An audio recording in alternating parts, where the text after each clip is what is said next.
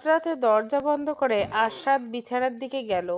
তাকে দেখামাত্র ভূত দেখার মতো ঘাবড়ে গেল ঝিনুক। ভীতু স্বরে তোতলাতে তোতলাতে জিজ্ঞাসা করলো, আপনি জামাই? না, আমি কারো জামাই না। তুমি কি আমাকে আগে থেকে চিনতে? আপনি না গুন্ডা আশু? হোয়াট? আরশাদ ক্ষেপে গেল, কিন্তু অপরিচিত ঝিনুককে কিছু বলল না।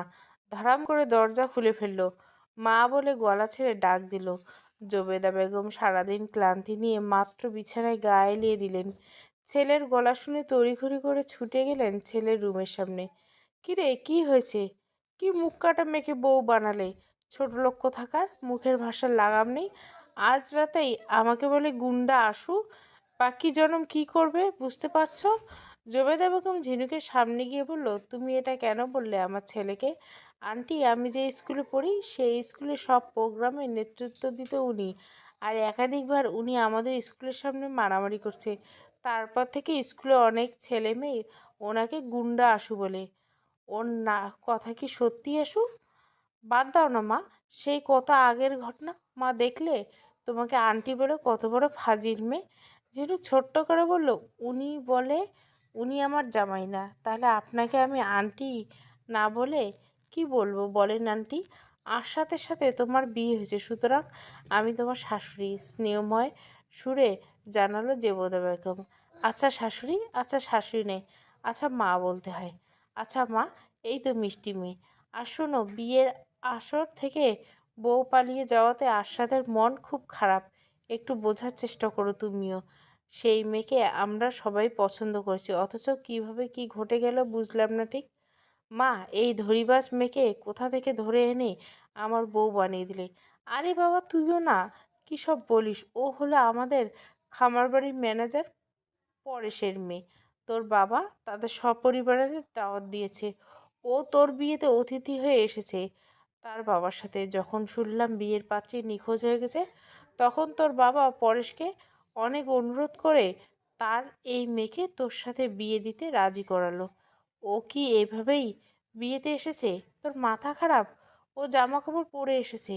পরে আমাদের কয়েকটা মেয়ে সেন্টার থেকে ওকে নিয়ে গিয়ে পার্লারে আর গহনা শাড়ি আমরা তোড়জোড় করে ম্যানেজ করে ফেলেছি। কেননা বিয়ের জন্য ঘর থেকে বের হয়ে শূন্য হাতেই বউ ছাড়া ঘরে ফেরা বড়ই অমঙ্গল। বউ নিয়ে ঘরে ঢুকতে হয়, এছাড়া আর কোনো গতি ছিল না আমাদের। আর অমন পরিস্থিতি তোকে দেখানোর সুযোগও মেলেনি। তোর বাবা বলল, আমার পছন্দ করা মেয়ে আশ্বাদ ফেলে দিবে না, বুঝলি? এই হলো ঘটনা। মা, বুঝতে পেরেছি, এবার তুমি যাও। আচ্ছা বাবা, কোনো ঝামেলা করিস না। জবেদা বেগম খোদার নাম জপতে জপতে রুম ছেড়ে বেরিয়ে গেল। আরশাদ দরজা বন্ধ করে দিল ভেতর থেকে।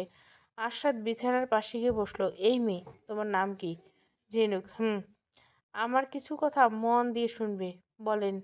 তুমি আমার থেকে যতটা সম্ভব দূরে দূরে থাকবে, তোমাকে আমার সহ্য হচ্ছে না। এবং বিষয়টা আমাদের মধ্যে সীমাবদ্ধ থাকবে, অন্যরা যেন ভুলেও টের না পায়।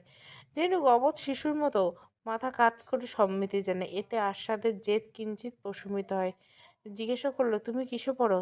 এবার এসএসসি দিব। ও, এখন তো বিয়ে হয়ে গেছে, আর পড়বে? যেন নরম স্বরে বললো, পড়বো, বাকিটা আপনার ইচ্ছা। আমার ইচ্ছাকে জড়াচ্ছ কেন? ও মা, স্বামীর ইচ্ছেকে সম্মান দিতে হয়। ডিসগাস্টিং। কে তোমার স্বামী? আপনার মা বললো আপনি আমার স্বামী। হুম, স্বামী, বাট তা শুধু নামে, অর্থাৎ লোক দেখানো, লোক ভোলানো।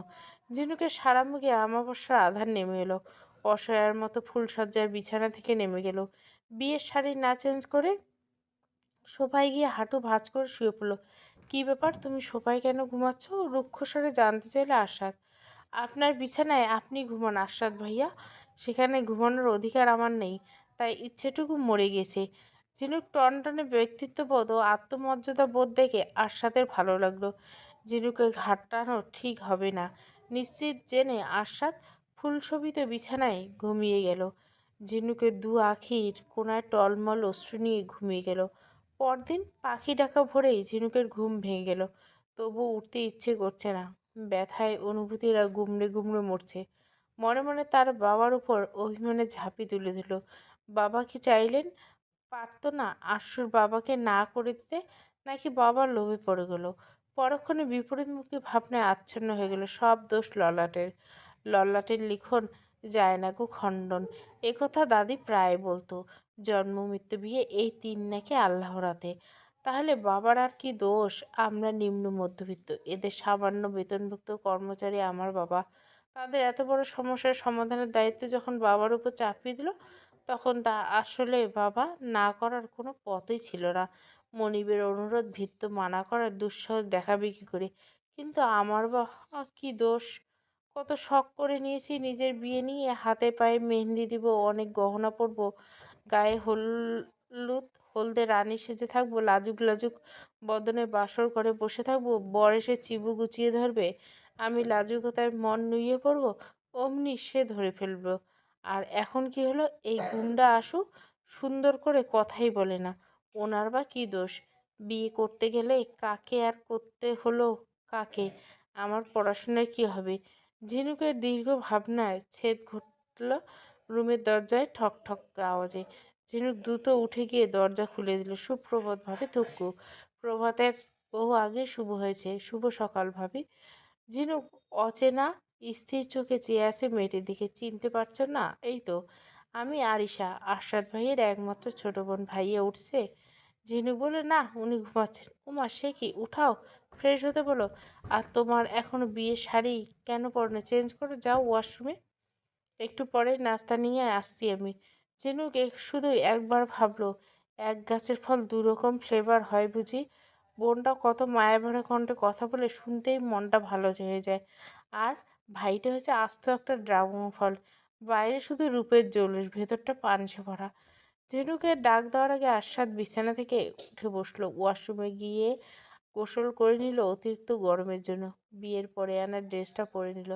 আরশাদ ঝিনুকের দিকে চেয়ে মনে মনে উচ্চারণ করলো, এ দেখি পিচ্চি মেয়ে। পিচ্চি হলে কি হবে? একেবারে ধানেই মরিচ, খুব ঝাল। শাওয়ার নিয়ে আমার বড় উপকার করেছো। তবে তোমাকে এনিহাও মুক্ত করে দিব বাবা মাকে ম্যানেজ করে। এত ব্যাকডেটেড মেয়েকে নিয়ে চলা মুশকিল। বউ ছাড়া ঘরে ঢোকা অমঙ্গল। বউ নিয়ে ঢুকলাম, কি এমন মঙ্গল হয় দেখব। আমি বিয়ে করব স্মার্ট মারিয়াকে, যে কালচার মেনটেন করে চলতে পারে। আপনাকে দেখলে মনে হয় বানর বংশের একজন। ভুলে মানুষ হয়ে গেছেন। হঠাৎ ঝিনুকের মুখে এমন ব্যঙ্গাত্মক কিছু শুনে আরশাদ অগ্নিমূর্ত হয়ে গেল। নেমে তরক করে ঝিনুকের চুল চেপে ধরল মুঠি করে। ঝিনুক কুকিয়ে উঠল, এটা কেন বললে? ঝিনুক তার একটা আঙ্গুল তাক করে আরশাদের খোলা পায়ের দিকে তাকালো। আরশাদ মাথা নামিয়ে দেখল, রোজ রাতের মতো গত রাতে সে ট্রাউজার পরে ঘুমিয়েছিল। তাই তার ঘন কালো লোম ভর্তি উদাম পা দুটো দেখা যাচ্ছে। ছোটবেলায় তার পা দেখে বন্ধুরাও বানর বলতো। গোপন সংকোচ করলেও তা ঝিনুক বুঝতে দিল না। শুধু কাট কাট গলে বলল, নাস্তা খেয়ে তৈরি নাও, হয়ে নাও। তোমাকে তোমাদের বাসায় পাঠিয়ে দেব ড্রাইভার দিয়ে। বয়েই গেছে আমার আপনার বাসায় থাকতে। আমি নিজেই আজ চলে যেতাম আমাদের বাসায়। বলে ঝিনুক তার ব্যাগ নিয়ে নিল। চেন খুলে ভিতরে উকি মেরে দেখে, আবার চেন বন্ধ করে দিল। আয়েশা নাস্তার ট্রে নিয়ে রুমে ঢুকলো। ভাইয়া, ফ্রেশ হয়েছো? তোমাদের দুজনের নাস্তা? হয়েছি। ডাইনিংয়ে কি হয়েছে? শুকনো গলায় জানতে চাইলে আরশাদ। কিছু না, মা বললো তোমরা দুজনে আরাম করে রুমেই নাস্তা করো। আরশাদ মুখ গোমড়া করে বোনের দিকে চাইলে আরিশা চোখ দিয়ে ইশারায় বলল ভাইকে, কিছু করার নেই, মানিয়ে নেওয়ার ট্রাই কর। তুইও বস আমাদের সাথে। ওকে, খাচ্ছি। তিনজনে নাস্তা করছে একসাথে। আয়েশা গরম পরোটা ছিঁড়ে মুখে পুরে দিতে দিতে, ভাইয়া, আমি কিন্তু ওকে ভাবি বলতে পারবো না, নাম ধরে ডাকবো। কি পিচ্চি আর কিউট দেখতে। ও আমার 1 বছর জুনিয়র হবে মেবি। তো যা ইচ্ছে বলিস, আমার কোনো আপত্তি নেই। এই মেয়ে, তোমার নাম আপত্তি আছে নাম ধরে ডাকলে? জানতে চাইলে আরিশা। না, নেই। নিচু গলায় বলল ঝিনুক। তোমার নামটা কে রেখেছে? ঝিনুক দারুণ নাম, আমার আব্বু। ও আচ্ছা। পাশের বাসায় দুজন ভদ্রমহিলা এলো ঝিনুককে দেখতে। জবেদা বেগম এসে ঝিনুককে নিয়ে গেলেন তাদের সামনে, পরিচয় করে দিলেন। ঝিনুক তাদের সালাম দিল। তারা ঝিনুকের প্রশংসা করলো, একটা জায়গায় কিছু শোনাতে কার্পণ্য করেনি। ভাবি যতই বলেন, আপনার টাকায় যাদের পেটের ভাত জোগাড় হয় এমন একটা মেয়েকে। থামেন প্লিজ। তাদের কথা না ফুরোতে জবেদা বেগম ফুঁসে উঠলেন। তারা সুবিধা করতে না পেরে উঠে চলে গেলেন। পরিবার থেকে শুরু করে সমাজে এমন কিছু নেগেটিভ চিন্তা ভাবনার লোক বাস করে যাদের পেটের ভাত হজম হয় না, অন্যের দুর্বলতা নিয়ে তুচ্ছ-তাচ্ছিল্য করা, দু চার কথা না শোনাতে পারলে। ঝিনুক মুখ কালো করে ফেলল এমন অযাচিত কিছু শুনে। জবেদা বেগম একমাত্র পুত্রবধূর সামনে লজ্জায় পড়ে গেলেন। ঝিনুকের হাত ধরে নিয়ে বেডরুমে নিয়ে গেলেন। মন খারাপ করো না বৌমা। ও হ্যাঁ, তোমাকে আমার যখন যেটা ইচ্ছে হয় সেভাবে ডাকবা। ঝিনুকের কণ্ঠে আদুরেপনা ভাব এনে বলল, কোনো সমস্যা নেই মা, আমার জন্য আপনারা মানুষের কাছে ছোট হয়ে যাচ্ছেন। জবেদা বেগম ঝিনুকে বুকে জড়িয়ে নিলেন। আরে মেয়ে বলে কি, আমরা মানুষ খাই না পড়ি, পাছে লোকে কিছু বলতে কান দিতে নেই, বুঝলে? হুম মা, আমি পড়াশোনা করতে চাই। অবশ্যই তুমি পড়াশোনা চালিয়ে যাবে, তুমি তোমাদের বাসায় থাকবে সব সময়, সময় সুযোগ বুঝে এ বাসায় আসবে। তাহলে আপনাদের ড্রাইভারকে দিয়ে আমাকে পাঠিয়ে দিন না। বোকা মেয়ে বলে কি, আশ্বাদ যাবে, সাথে যাবে তুমি। এমন সময় আশ্বাদ এলো তার মায়ের রুমে। এই আশ্বাদ শোন, বিয়েটা যেভাবেই হোক হয়েছে, ওর মা বা পরিবার অন্যরা তোকে দেখেনি, তুই ঝিনুককে নিয়ে যা, বিকেলে চলে আসিস, ও ওখানেই সবসময় থাকবে। আশ্বাদ বড় সন্তান হয়, মা বাবার কথার অবাধ্য তেমন হতে পারে না, তবুও সুবোধ বালকের মতো, মা আমিও চাই ঝিনুক মন দিয়ে পড়াশোনা চালিয়ে যাক ওদের বাসায় থেকে। আমি আজ না গেলে হয় না, পরে যাব, প্রমিস। ওকে ড্রাইভার দিয়ে আসুক না মা। আরশাদের বাবা জামাল খান এগিয়ে এসে বলল, এই কেমন কথা আরশাদ, তুই কবে থেকে এমন কাণ্ডজ্ঞানহীন হলি? পরশ তার মেয়েকে আমাদের ঘরে ঠেলে পাঠায়নি, আমি তার কাছ থেকে তার মেয়েকে উপহার হিসেবে চেয়ে এনেছি।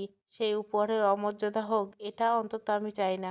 আমাদের মুসলিম সমাজের রেওয়াজ হলো বিয়ের পর স্বামীকেই তার স্ত্রীকে নিয়ে শ্বশুরবাড়িতে বেড়াতে যায়। তুই গাড়ি করে বৌমাকে নিয়ে যাবি, এই আমার আদেশ। জামান খানের হুকুমের মাঝে বাগড়া দেওয়া দুঃসাধ্য এখানে কারণই। ঝিনুক গুটিসুটি হয়ে বসে আছে। আরশাদ রাগে গজগজ করতে করতে নিজের বেডরুমে চলে গেল। মিনিট দশেক বাদে আবার মায়ের রুমে এসে ঝিনুককে উদ্দেশ্য করে বলল, চলো ঝিনুক, আমি নিচে যাচ্ছি। ঝিনুক তার হ্যান্ডব্যাগ নিয়ে এলো রুম থেকে গিয়ে জুবেদা খান ও জামান খানকে পা ধরে সালাম দিল।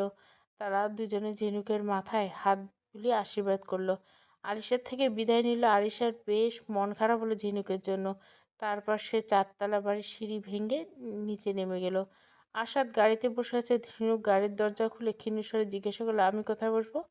আমার কোলে বসো, ফাজিল একটা, অন্ধ নাকি, জায়গা দেখতে পাও না? ক্ষুব্ধ হয়ে বলল আরশাদ।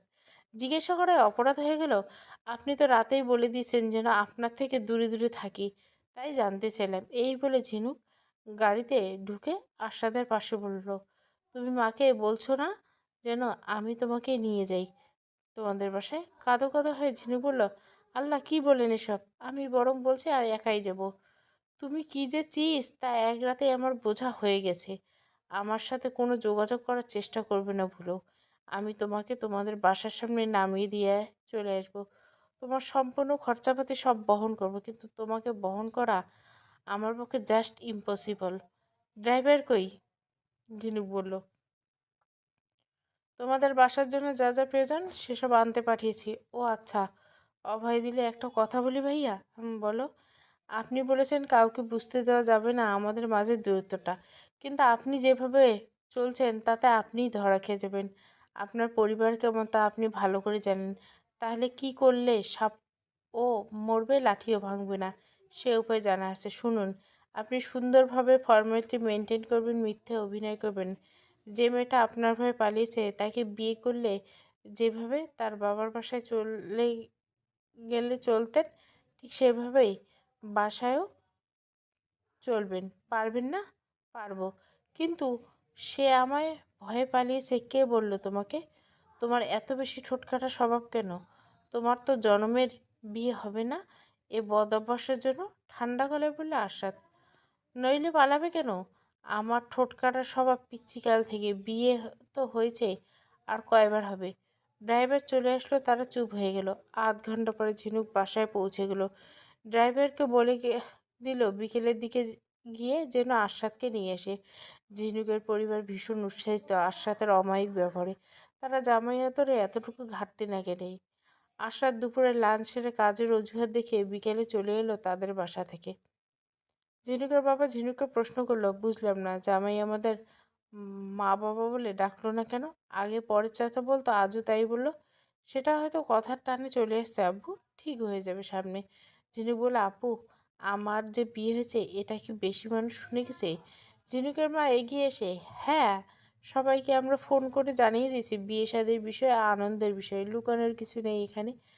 কেন ঝিনুক, কোনো সমস্যা হয়েছে সেই বিষয়ে? না আম্মু, ওনাদের বাসার সবাই ভীষণ ভালো, আমাকে অনেক আদর করছে। আমার পড়াশোনা ভালোভাবে চালিয়ে নিতে হলে আমাদের বাসায় থাকতে হবে, তাই ওনাদের সম্মতিতে চলে এলাম। এসএসসি পরীক্ষার্থী বিদায় উপলক্ষে স্কুলে বিদায়ী অনুষ্ঠান আছে।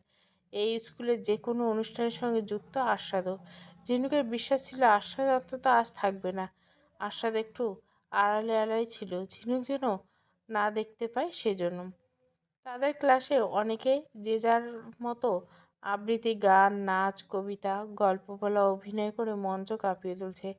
ক্লাসের মুনিয়া নৃত্য করলো, সবুজ এলমা আবৃত্তি করলো, এশা অভিনয় করলো, শিক্ষকগণও যে যা পারে তাই করলো। এবার ঝিনুকের পালা। সবার দৃষ্টি ঝিনুকের দিকে নিবদ্ধ হয়েছে। আচমকা ঝড়ের মতো ঘটে যাওয়া ঘটনাকে কেন্দ্র করে ঝিনুকের মনের আকাশ ভারী মেঘের ঘনঘটা। তবুও সবার অনুরোধে ঝিনুক স্টেজে উঠে দাঁড়ালো, মাইক্রোফোন হাতে নিল। কৃষ্ণচূড়া রং মেখেছে ফাগুন লালে, ফাগুনের এই আগুন ধারা দিনে। এমনি এক ফাগুনের দ্বিপ্রহরে হেঁটেছি খানিকটা পথ তোমার ভেবে। ফাগুনের আগুন লেগেছে গায়ে, আমিও একলা ফাগুন হলে আগুন ঝরা রৌদ্রে। একলা আমি হাঁটছি পথে উদাসী তোমার বিহনে। মুখরিত করতালি পরিবেশ আনন্দময় ও উপভোগ্যময় হয়ে গেল। আশাদ পিছনে বসে বিমুগ্ধ হয়ে নিবিষ্ট চিত্তে দুচোখ বন্ধ করে শুনছিল ঝিনুকের আবৃত্তি। ঝিনুকের সারা মুখ রক্তিম বর্ণ ধারণ করলো আশাদকে দেখা মাত্র। আশাদ ঝিনুককে না দেখার ভান করে মোবাইলে চোখ বুলেছে। ঝিনুক গিয়ে তার সিটে বসলো। স্কুল ছেড়ে চলে যেতে হচ্ছে এই ভেবে মনটা ভারাক্রান্ত। একটু পরে সব শিক্ষকদের আবদারপূর্ণ আদেশে ঝিনুক আবারও স্টেজে যেতে বাধ্য হলো। এখন তমাল গান গাইবে, সেই গানের সাথে ঝিনুক একটু অভিনয় করবে। অভিনয় আবৃত্তি নিয়ে করে ঝিনুকের ঝুলিতে বেশ কিছু পুরস্কারও উঠে এলো। বাতাসে গুনগুন এসেছে ফাগুন, বুঝিনি তোমার ছোঁয়ায় এত যে আগুন।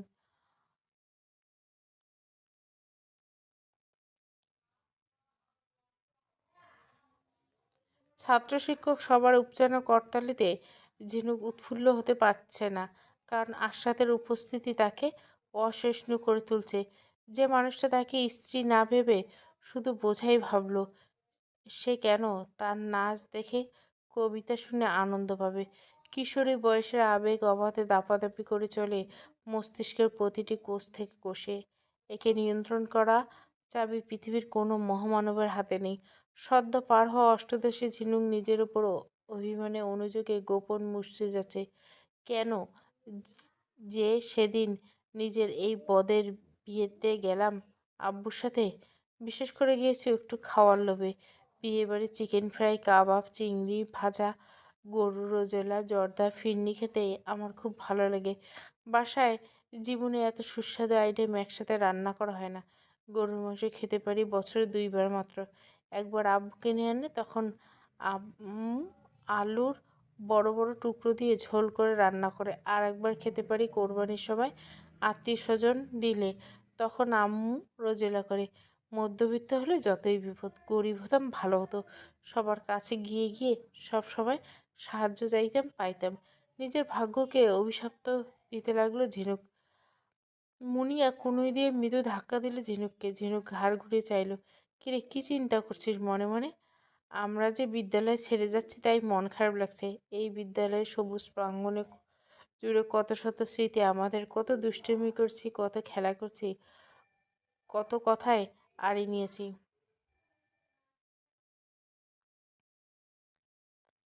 আমারও খারাপ লাগছে রে ঝিনুক। সবাই কি এর পরে এক কলেজে ভর্তি হব যে দেখা হবে? কার বাসা কোথায়, কোনটা কোথায় ভর্তি হয় কে জানে। এই ঝিনুক, আমার এই বিষয়ে এখন মনে পড়ছে। ঝিনুক চোখের ইশারায় জিজ্ঞাসা করলো, কোন বিষয়ে? তখন বর্ষাকাল ছিল, আমরা ক্লাস 7-এ পড়ি। কাগজের নৌকা বানিয়ে আমরা বিলের পানিতে ছেড়ে দিয়েছি। পানির স্রোতে যখন নৌকা দূরে চলে যায়, তুই পাজামা খুলে ফ্রককে উড়ুতে গুজে পানিতে নেমে গিয়েছিলি নৌকাটা তুলে আনতে। হয়েছে, থাম মুনিয়া, ইডিয়েট একটা। থামছি, শুন না। কয়দিন আগে যে সবুজ টাক হয়ে স্কুলে এসেছে, এসা ওর মাথায় পচা ডিম ভেঙেছে। তার প্রতিশোধ সবুজ কিভাবে নিল ওপেনলি দেখেছিস? উফ, থাম প্লিজ, শুনতে ভালো লাগছে না। এই মুখে তালা দে, দেখি কে চাবি দিয়ে খোলে। ঝিনুক পাকানো চোখে তাকায় মুনিয়ার দিকে। মুনিয়া চুপ হয়ে যায়। স্যার গগন বিদায়ী বক্তব্য দিল, পরীক্ষার প্রস্তুতি নিয়ে নানা মোটিভেশনের কথা বললো। সবশেষে সবাই লাঞ্চ করলো চিকেন বিরিয়ানির সাথে মিনি সাইজের ঠান্ডা পানীয় বোতল। এদিকে আশাদ হলরুমের পিছনের দরজা দিয়ে বের হয়ে গেল। মনে মনে ভেবে নিল, তুমি যতই ধরিবাজি মেয়ে হও না কেন, এই আশুকে ঘায়েল করতে পারবে না। তুমি ভালো করেই জানতে যে আজ আমি থাকবো, তাই আমাকে ইমপ্রেস করার জন্য হেলে দুলে নেচেছ। তোমার অবস্থান ভেদে এমন করাটা আবশ্যক বটে। ভেবেছ এরপর সিনেমার নায়কের মতো আমি গিয়ে তোমার ওই বাঁশের কঞ্চি মার্কা হাত ধরে সরি বলবো, আই লাভ ইউ বলো, ব্লা ব্লা ব্লা। মনে রেখো, তোমাকে আমি পছন্দ করে ঘরে তুলিনি, আমার বাবা মা পছন্দ করে ঘরে তুলছে। অনুষ্ঠান শেষে যার যার মতো করে সবাই চলে গেল। ঝিনুক দৃষ্টি সীমানা আর দেখতে পেল না আশাদকে। দেখতে পেল না বলে কোনো দুঃখবোধ হলো না তার, বরং স্বস্তি হলো। এবং আশাদ যে তাকে অপছন্দ করে এই বিষয়ে আর একবার স্বচ্ছ একটা আভাস পেল। ভাগ্যিস বিয়ের কথা ক্লাসের কাউকে জানায়নি ঝিনুক মনে মনে বলল। ভগ্নস্তূপের মতো সে সমস্ত সম্পর্ক কেবলমাত্র সাক্ষী হয়ে দাঁড়িয়েছে। সেই সম্পর্ক প্রকাশ করা মানেই নিজের কাছে নিজেকে সস্তা করে ফেলা। ঝিনুক নিজেকে মূল্য দিতে জানে। নিত্য টানাপোড়েনের মাঝে বুঝে বুঝে বড় হয়েছে। জীবনের এপিঠ ওপিঠ খুব কাছ থেকে পরখ করে দেখেছে। স্কুলের মাঠ পেরিয়ে যেতে যেতে ফিসফিস করে ঝিনুক বলল, জামান খানের একমাত্র পুত্র আশাদ। আপনি যদি মনে করেন আপনার বাড়ি, গাড়ি, বাসার চমক মারা অভিজাত্য গহনা, ডাইনিং জুড়ে বাহারি পদের ব্যঞ্জন, আয়েসি জীবনযাপন এসবের মোহে কাবু হয়ে গিয়েছি আমি, তাহলে ধরে নিব আপনি নিহাত বোকা, মানুষ চিনতে ভুল করেন। আপনার ছায়া মারাতে আমি অপ্রস্তুত। 1 মাস পর ঝিনুকের পরীক্ষা শুরু হয়ে ভালোভাবে শেষ হয়ে গেছে। এই পরীক্ষা 2 বছর আগেই দেওয়ার কথা তার, কিন্তু শহরে চলে আসায় আবার তার টাইফয়েড জ্বর হওয়ার দরুন 2 বছর পিছিয়ে গেল সে। অথচ তার সাথে 19-এ পা দেওয়া সবাই এখন কলেজে পড়ে। পরীক্ষা চলাকালীন কেন্দ্রে রোজ তার বাবা পরশ তাকে নিয়ে গেছে। এছাড়া তার সাথে যাওয়ার মতো কেউ নেই। তার কোনো ভাই নেই। একমাত্র বড় বোন জিনিয়ার বিয়ে হয়ে গেছে। তার স্বামী রাকিব একটা কোম্পানিতে চাকরি করে। মা পারুল বাইরে রাস্তাঘাট চলতে ভয় পায়। ঝিনুকেরা আগেই গ্রামে বাস করত। কয়েকটা জরুরি ইস্যুর জন্য ঝিনুকের বাবা পরিবারে ঢাকায় আসেন। তার বাবা মেসে বা বাইরে খেতে পারে না। ঝিনুকের ক্লাস 5-এর রেজাল্ট খুব ভালো হয়, সে বৃত্তি পায়। ঢাকায় একজন ব্যয়ভার ও গ্রামের সংসার, এই দুইয়ের সাথে আয়ের ব্যালেন্স করতে হিমশিম খেয়ে যাচ্ছিল তার বাবা। ঝিনুকেরকে তার বাবা আশাদের কথা জিজ্ঞাসা করে, কিরে ঝিনুক, আশাদের পরীক্ষা হলের সামনে একদিনও দেখলাম না যে? আমাদের কাছে ফোনও তো করেনি। ঝিনুক বানিয়ে বলে, উনি রোজ এসে কি করবেন? মাঝে মাঝে পরীক্ষা শেষে এসে পরীক্ষার খবর নিত, আর আমি আগে না করে দিয়েছি পরীক্ষা চলাকালীন যেন ফোন না দেয়, এতে আমার মাইন্ড ডাইভার্ট হতে পারে। তাই তোমাদের কাছে ফোন আসেনি। ও আচ্ছা, বলে ঝিনুকের মা বলল, আমার মোবাইলে তো শাশুড়ি মাঝে মাঝে ফোন দেয়, সবার কুশলাদি জিজ্ঞাসা করে। এই পরিবারটা খুব ভালো, বড় মনের। গ্যারাকলে আটকে গিয়েছে বলেই আমাকে নিয়েছে তারা, নইলে এ আকাশ কুসুমের মতোই। উপরওয়ালার হুকুম ছিল রে মা, নইলে এত উঁচু ঘরে আমাদের ঘরের মেয়ে কেমন করে বউ হয়ে যায়। ঝিনুক মায়ের গলায় জড়িয়ে ধরে আহ্লাদে শুরু করে, আম্মু, আব্বুকে বলো না আমি গ্রামের বাড়িতে যাব। পড়া, কোচিং এই সেই করে 3 বছর হয়ে গেল গ্রামে যাই না। ঝিনুকের মা বলল, এখন আর তোর আগের জীবন নেই। চাইলে হুটহাট করে কোথাও যাওয়া যায় না, তাদের অনুমতি লাগবে। তোর শাশুড়িকে ফোন দিয়ে অনুমতি নিয়ে নিস। ঝিনুক বলল, উনি হলে কথা বলতে রাজি আছে, অন্য কেউ হলে না। কথার টানে ঝিনুক এটা বলে নিজেই বেকুব হয়ে গেল। অন্য কেউ হলে না, এই অন্য কেউটাকে বুঝলাম না। কৌতূহল নিয়ে জানতে চাইল তার মা। ঝিনুক থতমত খেয়ে বলল, আরে দুষ্টুমি করে ওনার কথা বলছি আম্মু। ও আচ্ছা বুঝলাম। আমার মোবাইল দিয়ে তো শাশুড়িকে ফোন দে, নাম্বার সেভ করে আছে বিয়ান লিখে। ঝিনুক হেসে ফেলল, বলল তোমার বড়লোক বিয়ান কদিন থাকে দেখো। ঝিনুকের মা রেগে গেল, এমন অলক্ষণের কথা মুখ দিয়ে বের করা পাপ। তবাকার মেয়ে, হো তবা করছি আম্মু মনে মনে। ঝিনুক ফোন দিল জবেদা বেগমকে, সালাম দিয়ে কিছুক্ষণ কথা বলল, গ্রামে যাওয়ার বিষয়ে বলল। শাশুড়ি এক বাক্যে অনুমতি দিল। ননদ আরিসের সাথে হা হু করে বেশ গল্প জমিয়ে গেল। রাতে আরশাদ বাসায় ফিরল। জবেদা বেগম ঝিনুকে গ্রামের যাওয়ার বিষয়ে জানালো শুনে আরশাদ জবাব দিল, আম্মু আমার কোনো মাথা ব্যথা নেই এই মেয়েকে নিয়ে, যাবে তাতে আমার কি। তাজ্জব বনে গেল জবেদা বেগম। হেয়ালি করে এসব কী বলছিস তুই? আর তাকে অবশ্যই একটা মোবাইল কিনে দিস গ্রামে যাওয়ার আগে। এটা তোর মাথায় কেন আসলো না বুঝলাম না। ওর কোনো মোবাইল নেই আমি জেনেছি। মনে মনে রাগে বেলুনের মতো ফেটে যাচ্ছে আরশাদ। গুনগুন করে, আসল তোমরা আসলে বুঝবে না। বুঝলে কল্যাণ অকল্যাণের ঘাড়ে আশ্রয় নিয়ে যাকে তাকে আমার কাঁধে ঝুলিয়ে দিতে না। ঝিনুকের মায়ের ফোনে ফোন করে আরশাদ ঝিনুকের বাইরে একটা নির্দিষ্ট স্থানে দেখা করতে বলল। আরশাদ এলো, হাতে ঝিনুকদের বাসার জন্য বেশ কিছু উৎকৃষ্ট মানের ফলাদি। সেটা ঝিনুক হাতে নিল, আর একটি ছোট্ট প্যাকেটে তার হাতে এগিয়ে দিয়ে বলল, এখানে নিউজ মোবাইল সেট আছে তোমার জন্য, সিম সহ সব ওকে করা আছে। ঝিনুক আন্তরিকতার সাথে, কি দরকার ছিল শুধু শুধু টাকা নষ্ট করে আমার জন্য মোবাইল কেনার? আমার জন্য দরকার ছিল না, আম্মু বলল তাই কিনে দিলাম। আরশাদের মুখে নির্দয়ের মতো বাক্যটি শুনে যেতেই তেতে উঠল ঝিনুক।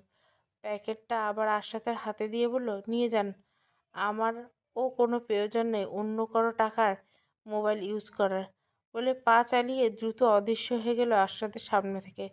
আশাদ কোন গিফট কোন মেয়ে ফিরিয়ে দিতে পারে এটা যেন বিশ্বাস করতে পারছে না।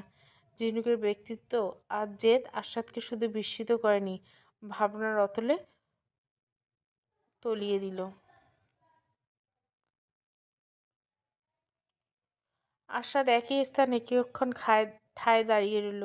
চিন্তা করছে ঝিনুকদের বাসায় গিয়ে মোবাইল দিয়ে আসবে কি না, একদমই না। কিন্তু বাসায় সবাই যখন ওর মোবাইল ফোন দিতে চাইবে, ও গড, কি একটা আপদ কপালে জুটিয়ে দিল। এই তেদর একটা টলারেট করে জানে, ধুর দিবই না, বাসায় ঝাড়ি খাবো তবু এই মেয়ের কাছে মাথা নামাবো না। যেই ভাবা সেই কাজ। আশাদ চলে গেল সেখানে। দুদিন পরে ঝিনুক গ্রামে চলে গেল অবকাশ যাপনের জন্য। সাথে কোনো মোবাইল নেই। ঝিনুক যখন যে আত্মীয়র কাছে থাকে তখন তার বাবা মা বোন তাদের মোবাইলে ফোন দিয়ে ঝিনুকের সাথে কথা বলে। নানুদের খালাদের ফুফুদের সবার বাড়ি ঘুরে ঘুরে বেড়াচ্ছে ঝিনুক। সঙ্গী হিসেবে যখন যাকে পাচ্ছে তাকেই সাথে নিচ্ছে। ভুলে গেল তার যে বিয়ে হয়েছে, সে যে অন্যের অধীনে। সমবয়সী কাজিনদের নিয়ে হারিয়ে যাওয়া বালিকা বয়সের দুরন্তপনায়। পৃথিবীর সমস্ত চঞ্চলতা ঝিনুকের সারা চিত্তে ভর করেছে। পাখি ডাকা ভোরে স্নিগ্ধ হওয়া পরশ গায়ে বোলাতে বোলাতে হেঁটে যায় বাড়ির সামনের দিকে বহু পথ। দু চোখ বন্ধ করে নেয় মাটির সেদো গন্ধে, ছিঁড়ে নেয় পথের পাশে ফুটে থাকা নাম না জানা পুষ্পগুলি। আলতো করে চেপে ধরে গালের একপাশে, আর মনে মিষ্টি হাসে। পুকুরের ছায়াঘেরা শান বাঁধানো ঘাটে যখন গোসল করতে যায় ঝিনুক, তখন পুকুরের পানিতে ঝুঁকে থাকা আম গাছের শাখা থেকে লাফ দিয়ে পড়ে পুট্টি ধরা মাছরাঙা পাখির মতো। অবাধে সাঁতার চলে পুকুরে এপার থেকে ওপার। সবাই মিলেতে পানিতে হই হুল্লোড়, যেন জল উৎসবে মেতেছে ঝিনুকের দল। মধ্য দুপুরে ঘরের পিছনে মাচার উপর উড়াউড়ি করতে থাকে নানা রঙের ফড়িং আর প্রজাপতি। ঝিনুক তাদের পিছনে ছুটে ঘেমে লাল হয়ে যায়, দু একটা ধরেও ফেলে। ক্লান্ত বিকেলে অবসর উঠোনে খেলতে থাকে তার আগের খেলা, ডাংগুলি, রুমাল ঝুড়ি, রঞ্জু লম্প, লুডো, সাতগুটি, ব্যাডমিন্টন। প্রতিটি মানুষের ভিতরে একটি চঞ্চল শিশু ঘুমিয়ে বাস করে। উপযুক্ত পরিবেশ পেলে সে জেগে ওঠে, উচ্ছ্বাসিত করে তার স্বরূপ। তাকে দমিয়ে রাখতে পারবে না জগতের কোনো দুর্বার শক্তি। রাতে ঘুমাতে গেলে কাজিনরা ঝিনুকের কাছে তার রাজকুমারের গল্প শুনতে চায়। ঝিনুক চালাকি করে প্রসঙ্গ এড়িয়ে যায়। প্রায় 15 দিন পর জামান খান আরশাদকে ডাক দিলেন নিজেদের রুমে। আরশাদ এলো বাবার ডাকে। জবেদা বেগম বিছানার একপাশে মুখ আধার করে বসে আছে। আরশাদের বুঝতে বাকি রইল না কাহিনী কি, তবু না বোঝার ভান করে রইল। মুখে ছল করা হাসির পোলে একে জিজ্ঞাসা করলো, আম্মু কি হয়েছে? জবেদা মুখ গোজ করে বসে আছে, মুখে কোনো রা নেই। জামান খান বললেন, কি হতে আর বাকি আছে? তোর মা যে তোকে বলল বউকে মোবাইল কিনে দিতে দিয়েছিস? আরশাদ ভেজা বিড়ালের মতো কাইকুই করতে লাগলো। বাবা ইয়ে মানে? এক শব্দে জবাব দে বলছি, ইয়েস অর নো? নো।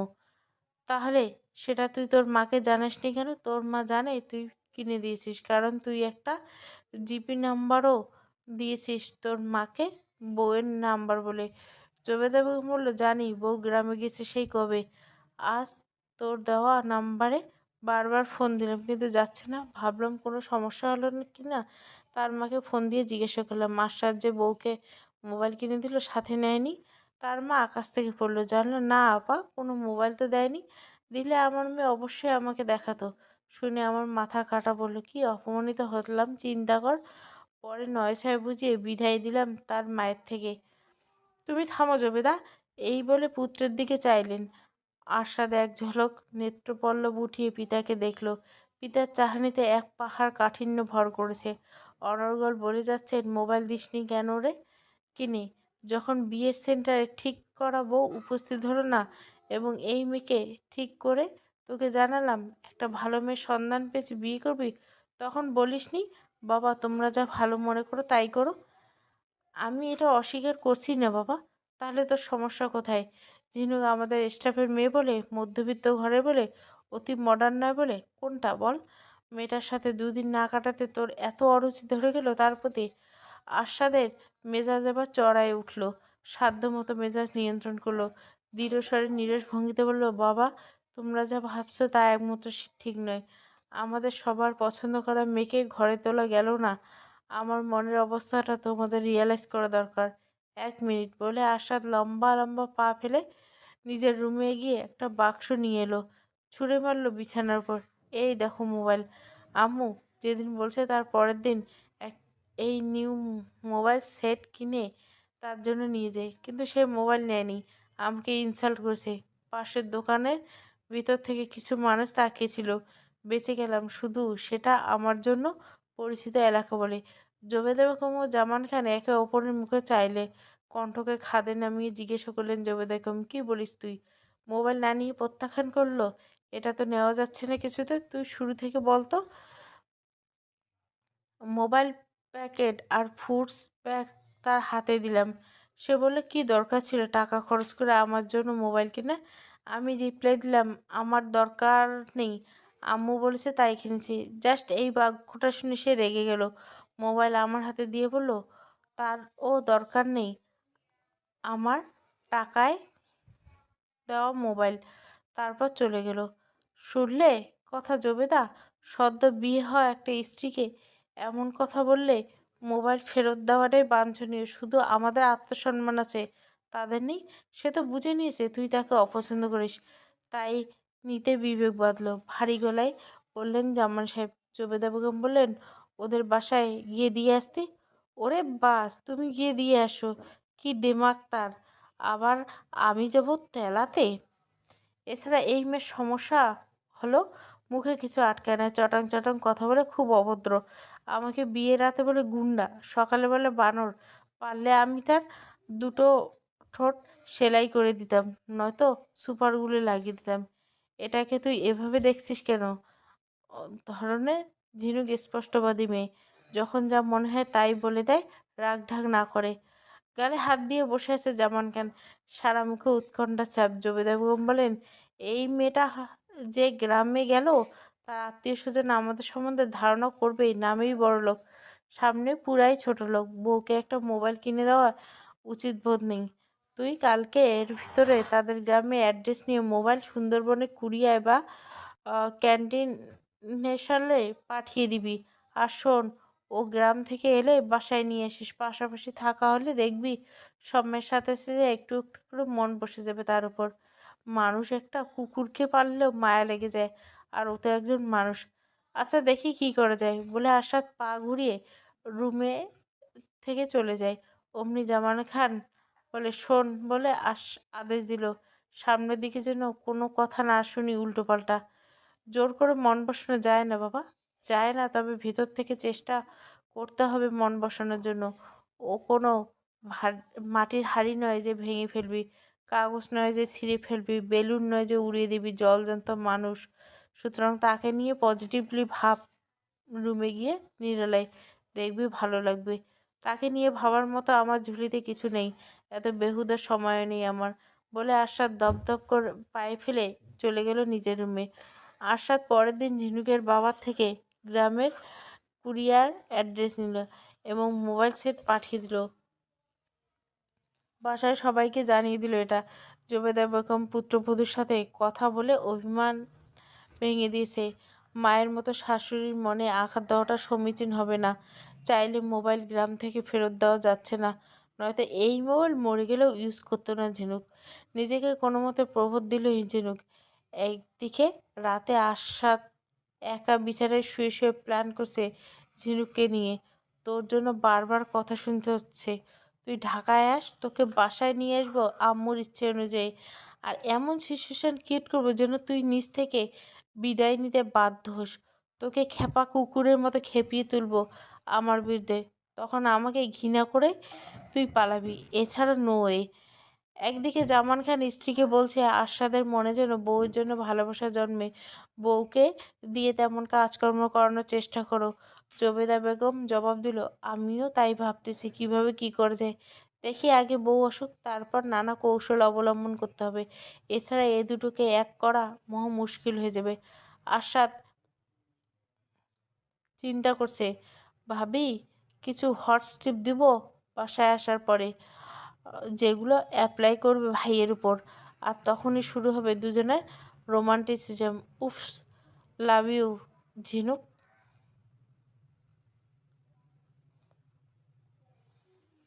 বসন্ত বিদায় নিচ্ছে, সবুজের প্রাকৃতিক সৌন্দর্য মাখো যৌবনে উদ্দাম বৃক্ষ শাখায় নবপল্লব গজিয়ে উঠছে আশীর্বাদের ডালে ডালে কোকিলের কুহুতান। প্রকৃতি যেন আলোর নাচন, সাজসজ্জায় গ্রাম থেকে বসন্তকে পুরোদমে উপভোগ করছে ঝিনুক।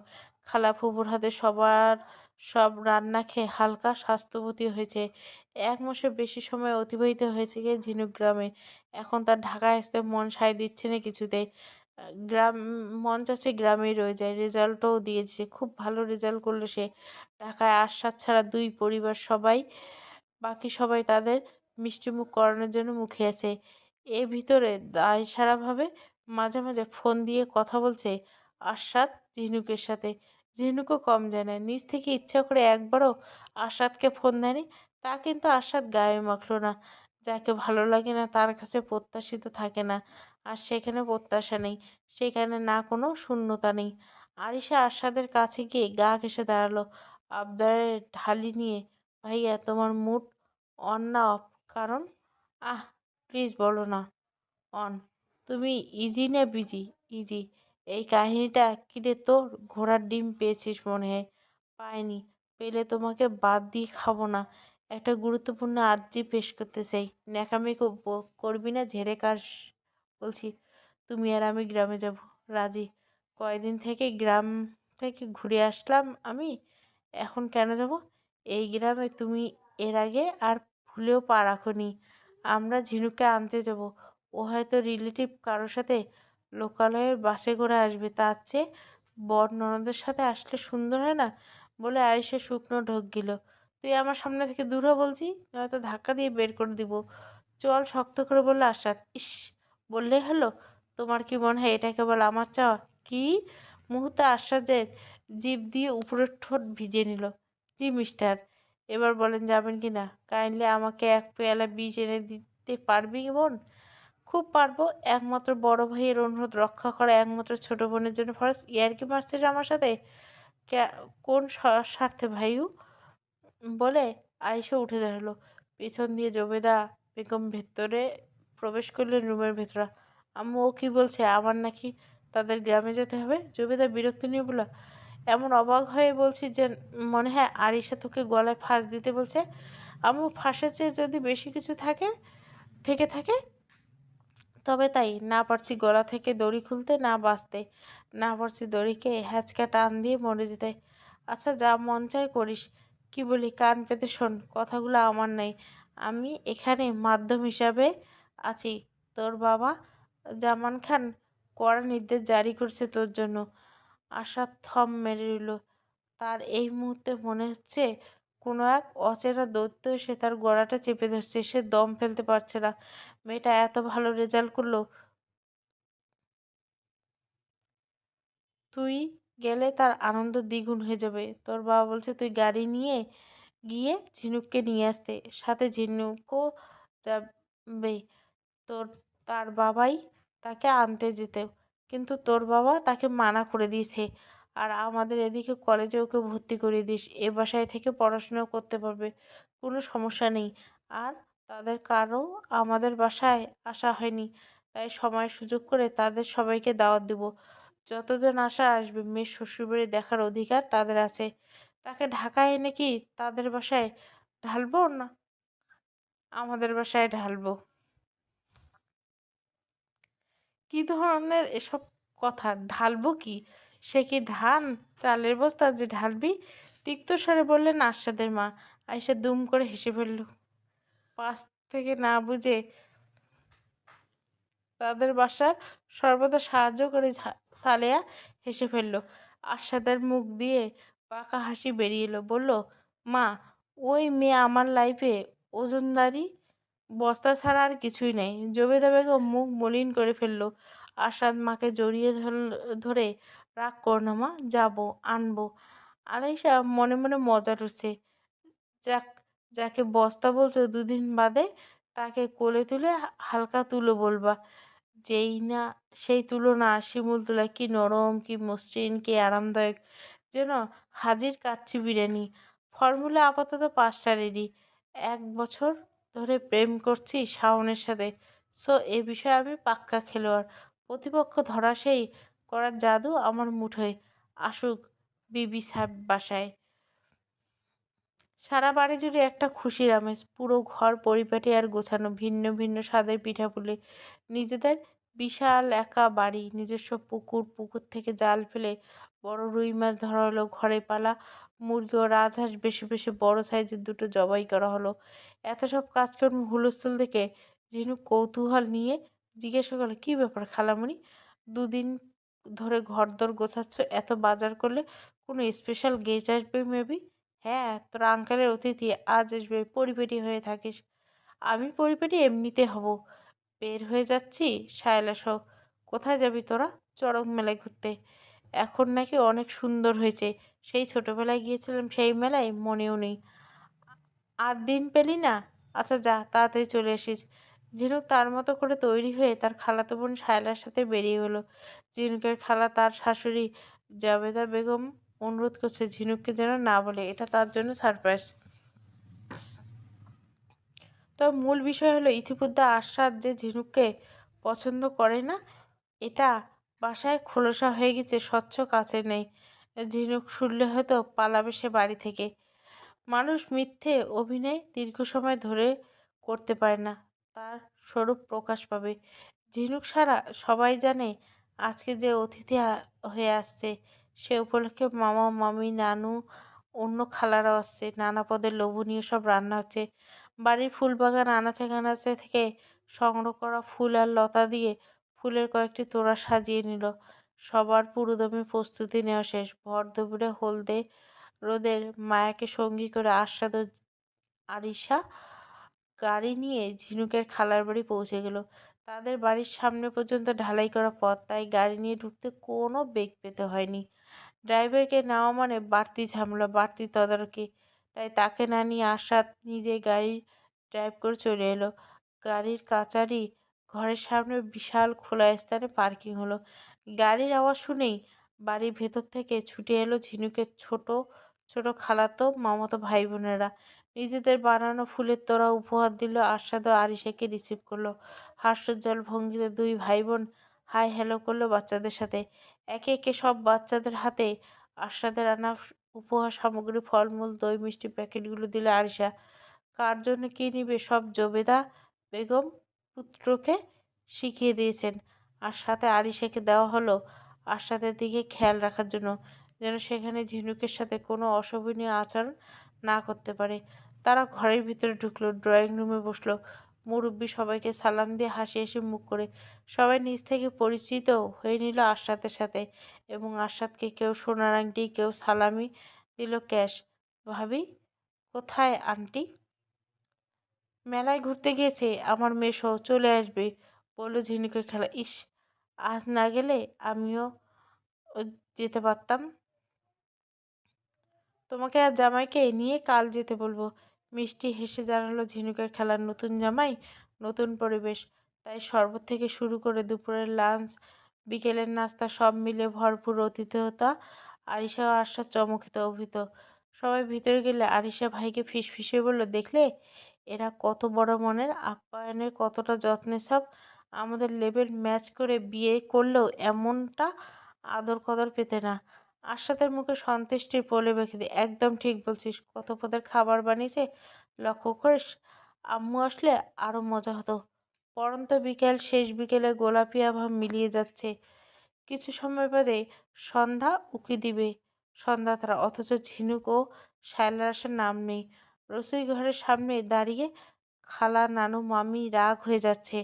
আয়েশা আরশাদ দুজনে দুই রুমে বিশ্রাম নিচ্ছে।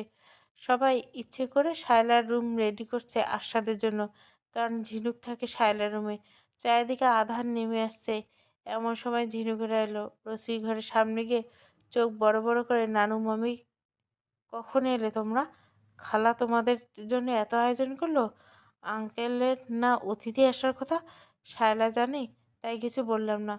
পুকুরে হাত ধোয়ার জন্য চলে গেল। ঝিনুকের মামি এলো, অতিথি এইমাত্র চলে গেছে।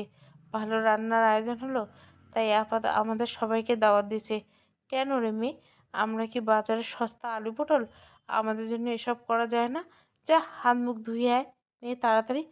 ঝিনুক নাকি নাকি করে, ও সুইট মামি, মাইন্ড করো কেন? এমনিতেই মজা করে ফেলছি জানো, আমরা ফটাফট মজা মজা করছি। তার মামি উত্তর দিল, আমরা অতিথিদের সাথে কাপাকাপি মজা করছি। ঝিনুক খিলখিল হাসিয়ে চলে গেল। শায়লাকে নিয়ে ভাত খেয়ে নিল। এদিকে সবাই লুকিয়ে চোখ টিপে টিপে করছে সারপ্রাইজ দেখার জন্য। ঝিনুক বলে, উফ, ঘুরলাম, এবার বেশি করে খেলাম, আয়েশ করে পেট ফেটে যাচ্ছে, যাই রেস্ট নেই। এই শালা, আয় তোর রুমে যাই। আপু তুমি যাও, আমি আসছি ওয়াশরুম থেকে। শায়লার রুমের দরজা চাপানো ভেতর থেকে। আশাদ জাতীয় পত্রিকা পড়ছে বালিশে হেলান দিয়ে। ঝিনুক দরজা খুলে আরশাদকে দেখে আঁতকে উঠল।